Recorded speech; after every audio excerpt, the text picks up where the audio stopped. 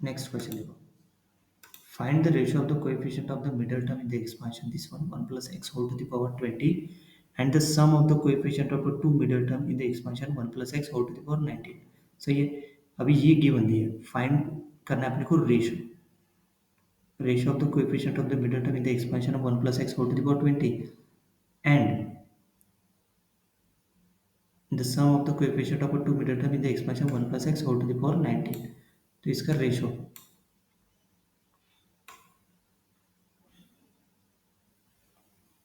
देखो, problem breakdown देखो, the problem breakdown the problem into three parts. पहले करेंगे find the coefficient of the middle term in the expansion, this one. Next find करेंगे find the sum of the coefficient of the two middle term in the expansion, this one. मतलब ये ना sum of the coefficient. और next करेंगे calculate the ratio of this two values, part one. Coefficient of the middle term in the expansion 1 plus x whole to the power क्या है 20। देखो, for the expansion 1 plus x whole to the power n, if n is a even number, there is only one middle term. The position of this middle term is n by 2 plus 1, that is n by 2 plus 1th position middle term का है ना।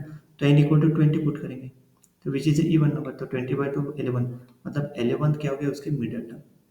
तो general term क्या है, x 1 plus x whole to the power equal to t r plus one n r x to the power r. इसमें 11th term मतलब r plus one equal to 11, मतलब r equal to क्या put करेंगे 10। तो coefficient of 11th term is 20 C 10। Coefficient मतलब 11th term कितना है n r, n क्या पुट करेंगे 20, आर इज 10, तो 20 10। सो ये 20 सी 10।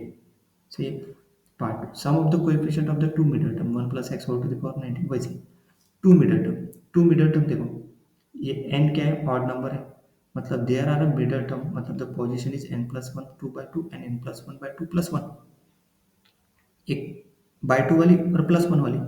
तो n इक्वल टू 19 पुट किया, तो ये क्या है 19 प्लस टू मतलब 20 प्लस वन, 20 by 2 मतलब 11, विच इज एक 10th आ गया एक 11th आ गया। तो देखो coefficient of 10th term is r plus one equal to 10, तो r equal to 9, and 11th term is r equal to क्या हो जाएगा 10, तो 9 19 c 9 और 19 c 10 बाइनोमियल, मतलब ये कोएफिशिएंट दोनों का सम।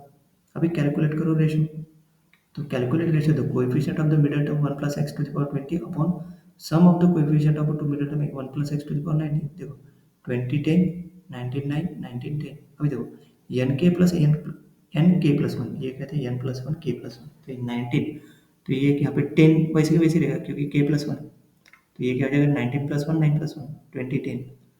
तो इसमें पुट कर दो, दोनों ऊपर न्यूमरेटर और डिनोमिनेटर सेम है, तो क्या आ गया 1।